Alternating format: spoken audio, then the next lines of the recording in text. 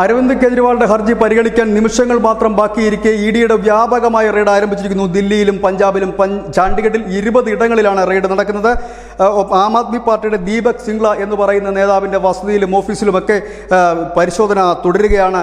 ഏതായാലും ഈ അരവിന്ദ് കെജ്രിവാളിന് ഇന്ന് ജാമ്യം ലഭിക്കുമോ ഇല്ലയോ എന്ന് ഏവരും ഉറ്റുനോക്കുമ്പോൾ ആ ഹർജി പരിഗണിക്കുന്ന വേളയിൽ തന്നെയാണ് ഒരു വ്യാപകമായ രീതിയിൽ ചണ്ഡീഗഡിലും മറ്റും റെയ്ഡുമായി ഇഡി എത്തിയിരിക്കുന്നത്. നമുക്കറിയാം, നേരത്തെ തന്നെ ഈ മദ്യ കുംഭകോണത്തിൽ കിട്ടിയ പൈസ അല്ലെങ്കിൽ പണം 45 കോടി ഗോവയിലും 100 കോടിക്കടുത്തുള്ള തുക ഈ പഞ്ചാബിലും തെരഞ്ഞെടുപ്പിന് വേണ്ടി വിനിയോഗിച്ചു. അതിൻ്റെ അന്വേഷണത്തിൽ ഇഡി ഇടപെടണമെന്ന് ആവശ്യപ്പെട്ടുകൊണ്ട് പഞ്ചാബിൻ്റെ BJP അധ്യക്ഷൻ ഒരു പരാതി നൽകിയിരുന്നു. ഇഡി ഏതായാലും ഈ കേസുമായി ബന്ധപ്പെട്ട് പഞ്ചാബിൽ നേരത്തെ തന്നെ റെയ്ഡുകൾ നടത്തിയിരുന്നു. ഏതായാലും ഇതിനോടൊപ്പം തന്നെ ഖാലിസ്ഥാൻ്റെ ഫണ്ട് എത്തിയ എന്നൊരു സംശയം കൂടി നേരത്തെ തന്നെ ഉയർന്നിരുന്നു.